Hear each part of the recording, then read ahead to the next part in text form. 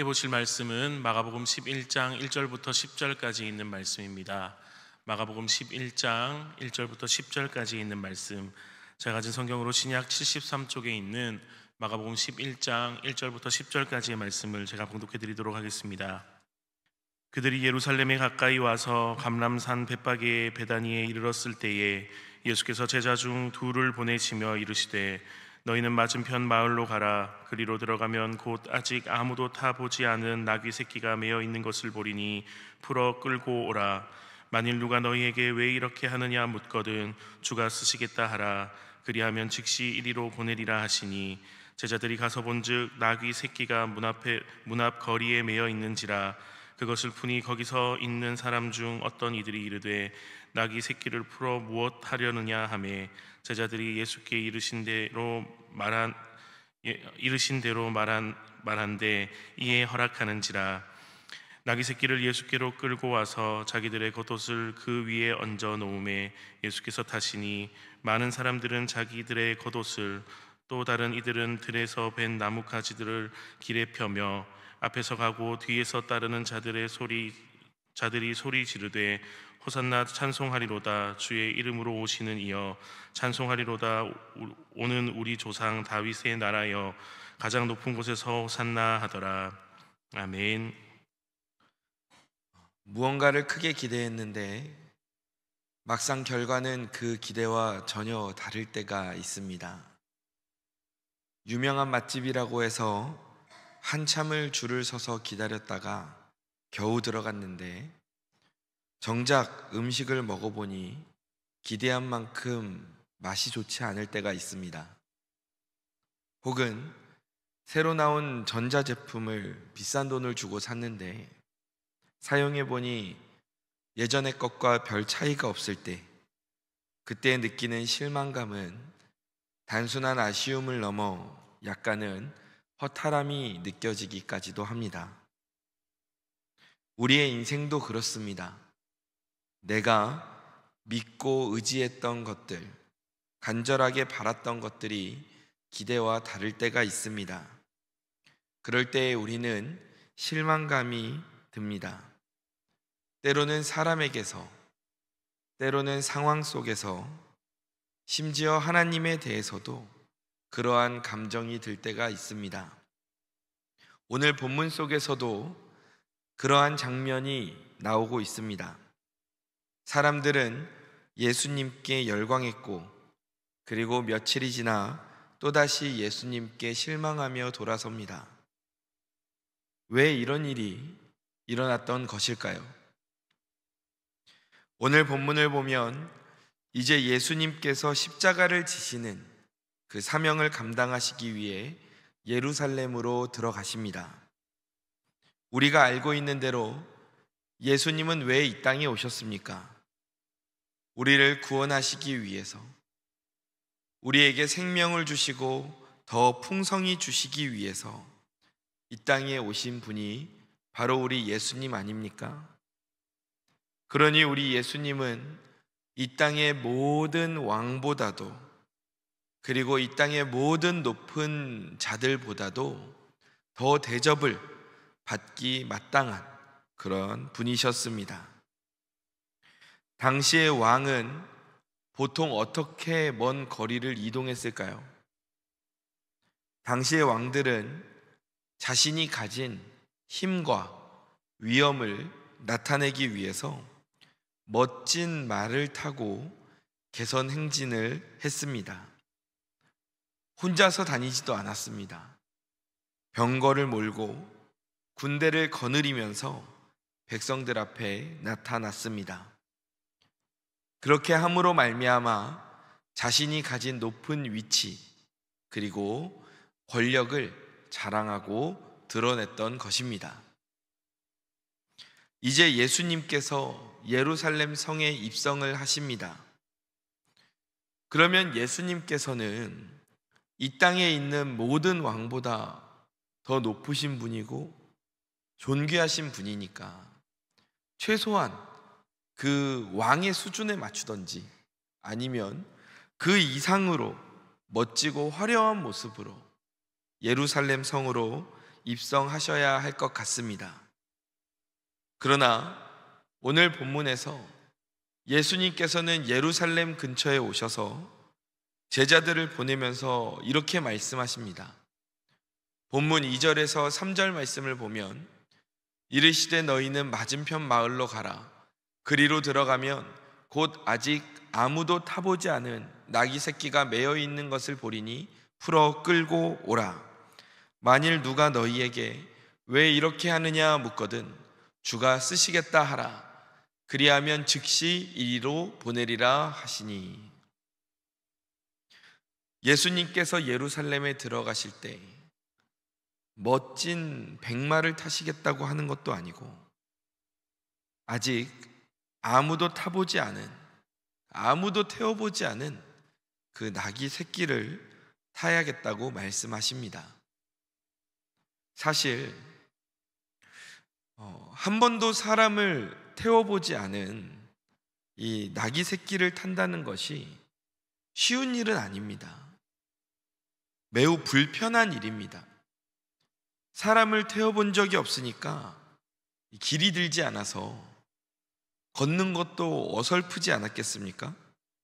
그것도 다 자란 것도 아니고 작은 나귀 새끼입니다. 그러나 예수님께서 그러한 불편함에도 불구하고 이 예루살렘에 들어가실 때에 위풍당당한 말이 아닌 이 작은 나귀 새끼를 선택하셨던 그 이유가 있었습니다.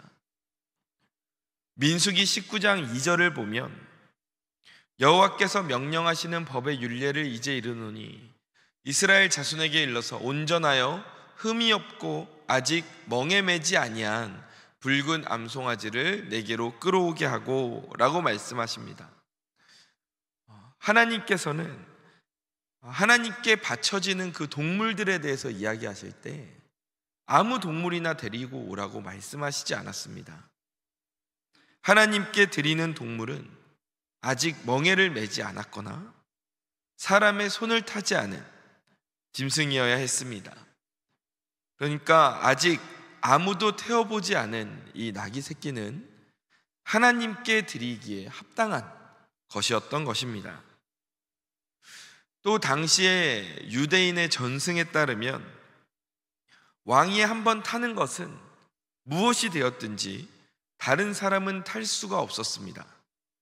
그러니까 예수님께서 아직 사람을 태워보지 않았던 이 나귀 새끼를 타셨다는 것은 유대인들에게 어떠한 인상을 주었겠습니까? 아무도 타지 않은 나귀 새끼를 타셨으니 저분이 왕이심을 나타내는 거구나 라는 메시지를 그 나귀 새끼를 탐으로 나타내셨던 것입니다. 그리고 무엇보다 스가랴 9장 9절 말씀을 보면 시온에 따라 크게 기뻐할지어다 예루살렘에 따라 즐거이 부를지어다 보라 내 왕이 내게 임하시다니 그는 공의로우시며 구원을 베푸시며 겸손하여서 나귀를 타시나니 나귀의 작은 것 곧 나귀 새끼니라 라고 기록되어 있습니다. 성경은 예수님의 이 예루살렘 입성을 오래전부터 예언했습니다.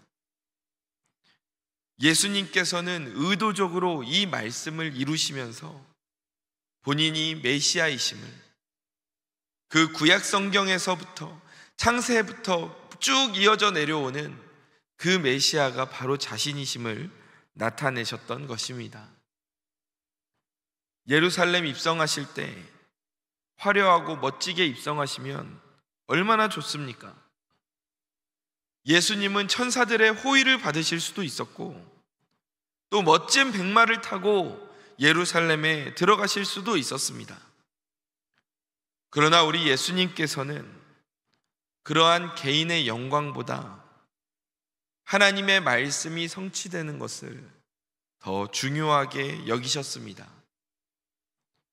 그래서 예수님은 이 말씀을 이루시면서 스스로 힘으로 군림하는 왕이 아니라 나는 겸손히 섬기는 왕이다 보여주셨습니다.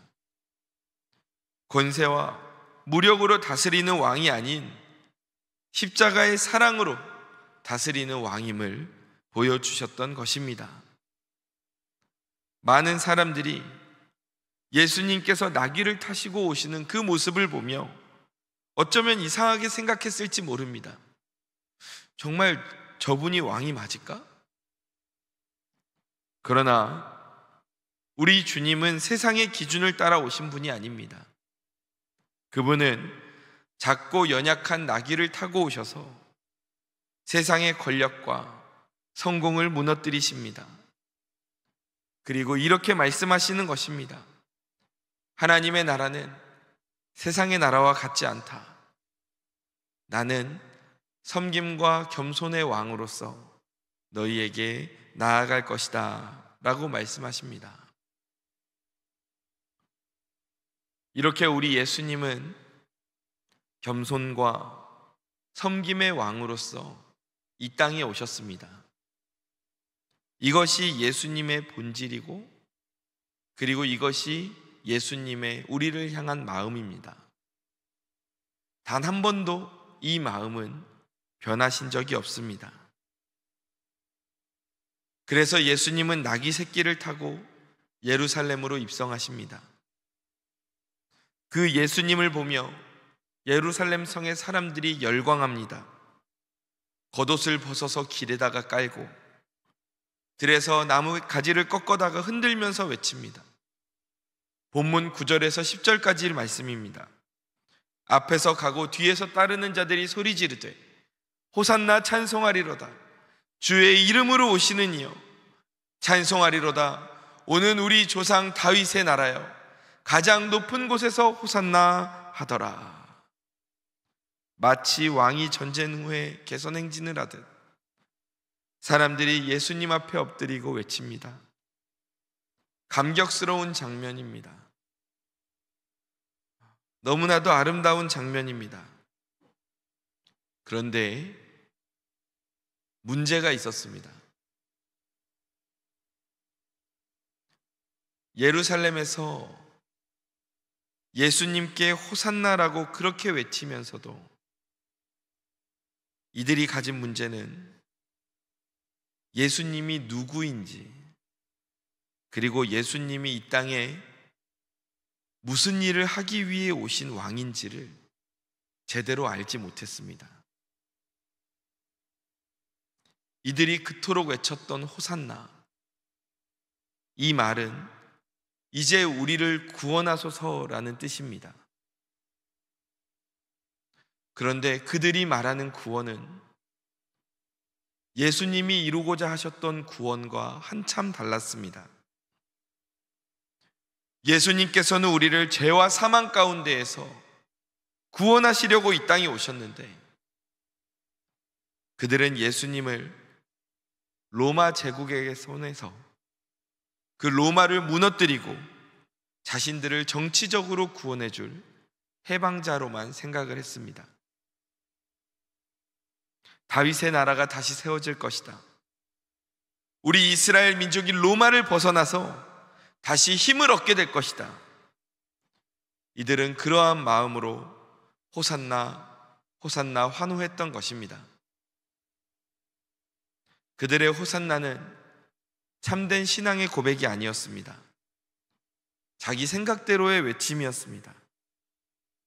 그들은 예수님을 내가 생각하는 예수님으로 맞춰서 예수님께 엉뚱한 기대를 하고 있었던 것입니다.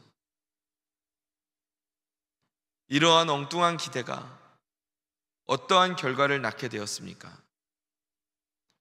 예수님에 대해 올바르게 알지 못했던 이들의 오해가 어떠한 결과를 낳게 됩니까? 이스라엘은 예수님이 예루살렘에 입성하신 후에 정치적으로 자신들을 해방시켜 주시고 군사적으로 로마에 맞서 승리하게 하실 것이라 생각했습니다. 그런데 예루살렘에 오신 지 며칠이 지났는데도 예수님이 전혀 그런 모습을 보이지 않으시는 겁니다. 로마를 몰아내지 않으십니다. 오히려 성전에 가셔서 성전을 깨끗하게 하시고 종교 지도자들과 논쟁을 하시면서 종말의 때에 대해 말씀하시고 가르치셨습니다. 예수님의 이러한 모습을 보면서 사람들이 처음에는 이상하게 생각했을지 모릅니다. 며칠 지나면 일하기 시작하시겠지. 곧 일하실 거야. 그런데 전혀 그런 모습을 보이지 않으시는 예수님을 보며 이 사람들의 기대가 무너지기 시작하는 것입니다. 이분은 우리가 생각한 메시아가 아니구나. 우리에게 자유를 주는 분이 아니라 오히려 우리를 불편하게 하는 분이구나. 결국 이스라엘의 실망은 예수님에게서 그들을 돌아서게 만들었습니다. 하루아침에 그들은 빌라도 앞에서 예수를 십자가에 못 박으라고 외치는 군중이 되었습니다. 자신들을 구원해달라고 간절하게 외치던 그들이 불과 며칠 만에 예수님을 십자가에 못 박으라고 외치는 그러한 자들이 된 것입니다. 저는 말씀을 읽을 때마다 항상 이 부분이 이르면 그게 너무 궁금했습니다. 그토록 예수님께 열광했던 이들이 몇 달이 지난 것도 아니고 몇 주가 지난 것도 아니고 그렇게 며칠 만에 어떻게 한순간에 예수님에게서 돌아설 수 있었을까? 그런데 말씀을 읽으면서 제가 깨닫게 된 것은 예수님이 변한 게 아니었습니다. 예수님께는 아무 문제가 없었습니다. 그 며칠 사이에 예수님께서 뭔가 대단한 큰 잘못을 저지르셔서 이스라엘이 예수님께 적대적으로 돌아섰던 게 아니었습니다. 예수님은 처음부터 이 땅에 겸손의 왕으로 오셨고 처음부터 십자가의 길을 가실 왕으로 오셨습니다. 그래서 예루살렘에 입성하실 때도 변하지 않고 동일하게 겸손의 모습으로 오시지 않았습니까? 히브리서 13장 8절의 말씀처럼 예수님은 우리에게 어제나 오늘이나 영원토록 동일하신 그러한 분이었습니다. 그런데 문제는 무엇입니까? 무엇이 문제였습니까? 사람들이 예수님에 대해 잘못 알고 있었던 것이 문제였습니다. 잘못된 기대를 가지고 있었고 예수님의 하실 일을 한참이나 오해하고 있었습니다. 사람들은 예수님이 예루살렘에 오시는 이유를 오해했고 잘못된 기대를 가졌고 그래서 예수님이 자신들의 기대와 맞지 않는 일을 하시니까 예수님을 거부하고 실망감을 공격적으로 나타냈던 것입니다. 문제는 무엇입니까? 이스라엘이, 그 백성들이 예수님을 제대로 알지 못했던 것, 그것이 문제였습니다. 사랑하는 성도 여러분, 오늘 말씀 속에 이 이스라엘을 보면서 한번 우리의 모습을 돌아보길 원합니다. 오늘 나는 예수님을 어떤 분이라고 생각하고 있습니까? 나를 편하게 해주고 내 소원을 들어주는 그런 램프의 요정과 같은 분입니까? 아니면 나를 죄에서 건지시고 내 삶을 다스리시는 겸손의 왕으로 생각하고 있습니까?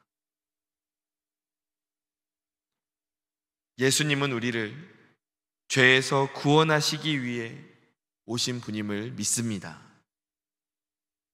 그런데 그런 예수님을 내 삶을 편하고 윤택하게 해줄 분, 내 기도에 원하는 대로 응답해 주는 분, 내 꿈을 그냥 이루실 그 분으로 내 기준대로만 예수님을 생각하고 있지는 않았습니까? 우리는 연약하기에 예수님에 대한 오해를 가끔은 할 수 있습니다. 그런데 빨리 고쳐야 됩니다. 왜냐하면 이렇게 예수님에 대한 잘못된 기대 위에, 예수님에 대한 잘못된 이해 위에 세워진 그 신앙은 너무나도 쉽게 무너지기 때문입니다. 이스라엘 민족이 예수님에 대해 불과 며칠 만에 등을 돌렸던 것처럼 말입니다. 예수님은 우리의 기대를 채우러 오신 분이 아닙니다. 예수님은 우리를 죄에서 구원해 주러 오신 분임을 믿으시기 바랍니다. 예수님은 우리를 편하게 만들려 오신 분이기도 하지만 우리를 거룩하게 만들기 위해 오신 분임을 믿으시기 바랍니다. 때로는 우리의 기도를 즉각적으로 들어주시지 않지만 우리를 그 가운데서 더 크고 선한 길로 인도해 주시는 분임을 믿으시기 바랍니다. 이러한 예수님에 대한 올바른 이해가 없다면 우리가 기도할 때는 호산나 호산나 외치지만 그 기도가 내 뜻대로 응답되지 않으면 금세 낙심하고 하나님을 원망하게 되는 것입니다. 예배할 때는 주님을 사랑합니다 고백하지만 삶 속에서 내 욕망과 그 말씀이 충돌할 때 언제 그랬냐는 듯이 등을 돌리게 되는 것입니다.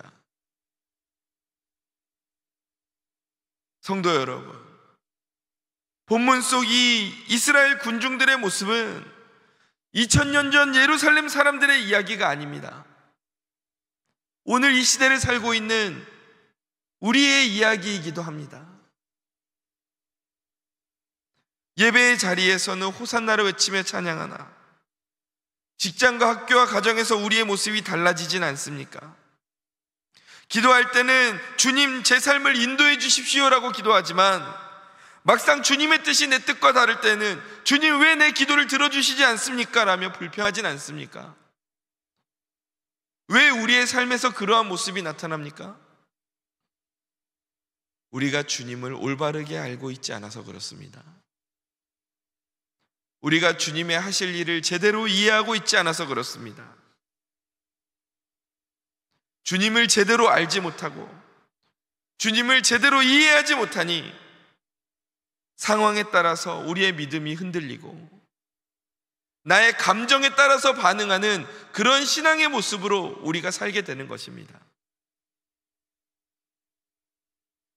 이스라엘의 문제는 예수님을 자기가 원하는 대로 생각하고 자기의 기대대로만 바라봤던 것이 문제였습니다. 오늘 우리에게도 이러한 모습이 있다면 주님 앞에 내려놓기를 소망합니다. 신앙의 본질은 나의 기대를 이루는 것에 있지 않습니다. 신앙의 본질은 예수님을 참되신 왕으로 영접하고 그분의 길을 끝까지 따라가는 것입니다. 그 길이 때로는 고난의 길일지라도 십자가의 길일지라도 주님 손 붙잡고 함께 걸어갈 때에 그 길 가운데 진정한 생명과 부활의 영광이 있는 것입니다. 그러므로 우리에게 무엇이 필요합니까? 나를 위해 이 땅에 오셔서 십자가에 달려 죽으심으로 죄 가운데에서 나를 구원하신 그 예수님을 우리가 올바르게 알고 그 십자가의 길을 끝까지 따라가는 믿음, 나의 상황이 바뀌어도 변하지 않는 믿음, 끝까지 주님 손을 붙잡는 그 믿음이 필요한 것입니다. 우리의 믿음이 오늘 말씀 속 이스라엘 군중처럼 되어서는 안 되겠습니다. 순간의 열광에 머물러서는 안 되겠습니다.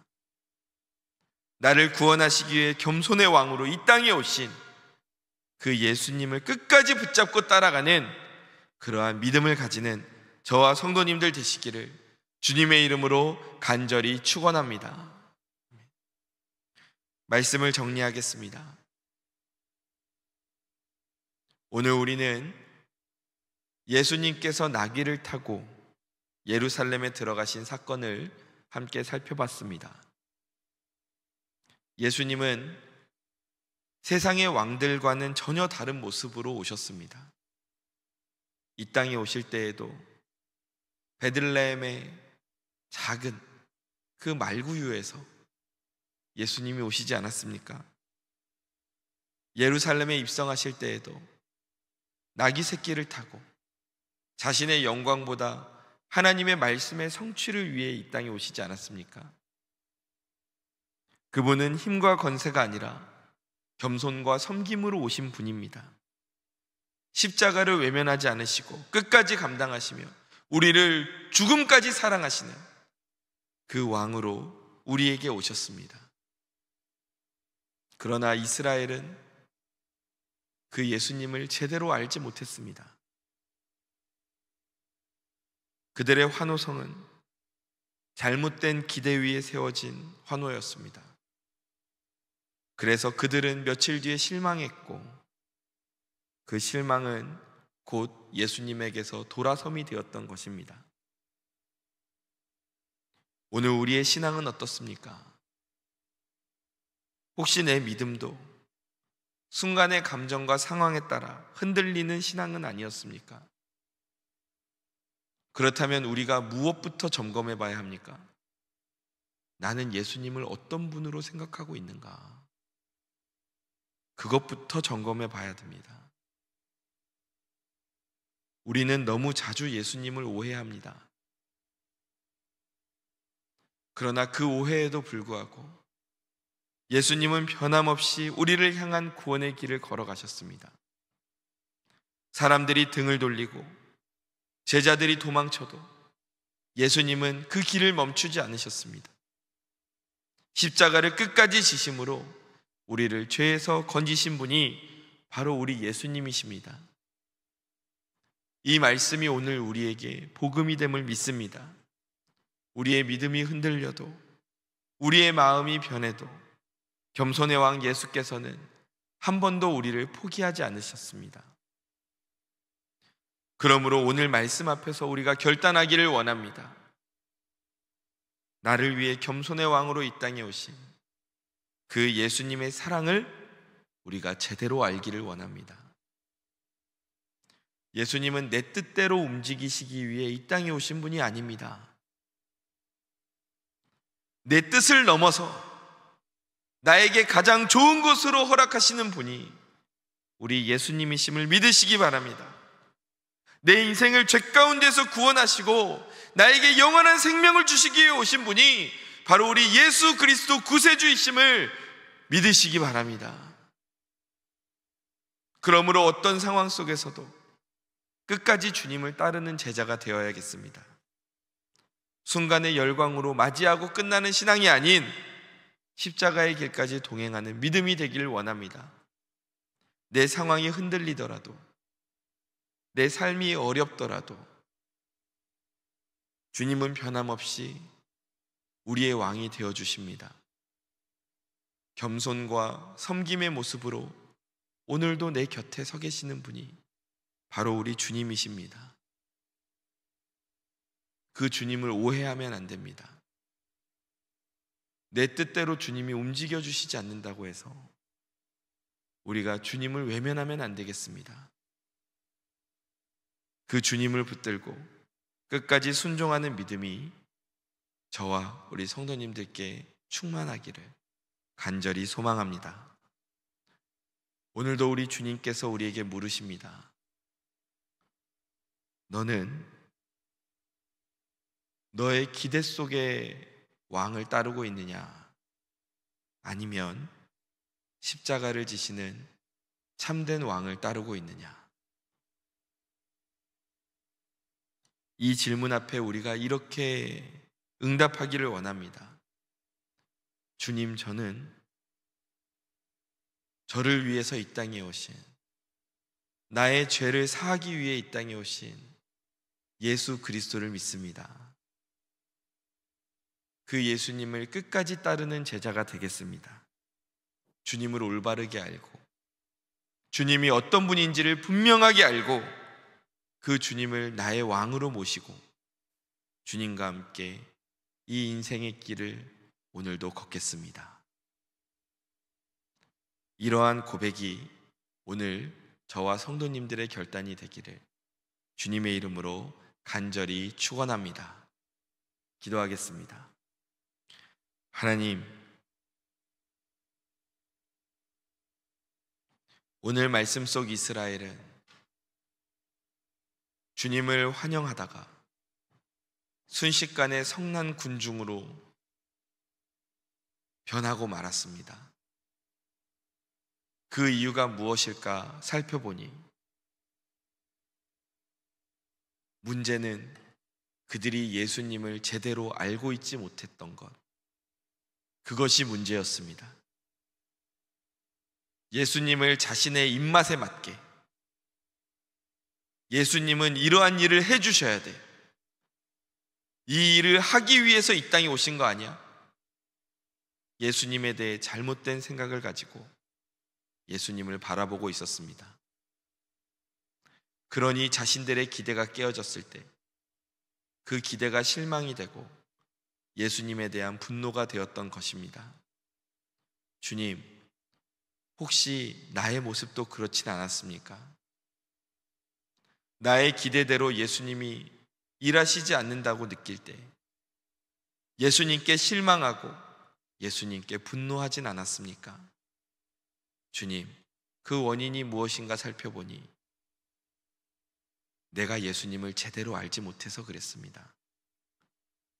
예수님이 어떤 분인지 내가 오해했기에 그런 문제가 일어났습니다. 주님,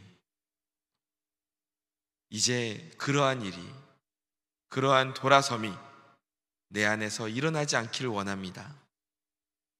나를 위해 이 땅에 오셔서 겸손의 왕으로, 섬김의 왕의 모습으로 오셔서 십자가에 달려 죽기까지 나를 사랑하시고 구원하신 그 예수 그리스도를 내가 온전히 바라보기를 원합니다. 그리고 잠깐 열광하고 돌아서는 것이 아니라 나를 사랑하신 그 예수님 붙잡고 오늘도 내 인생의 길을 걸어가기를 원합니다.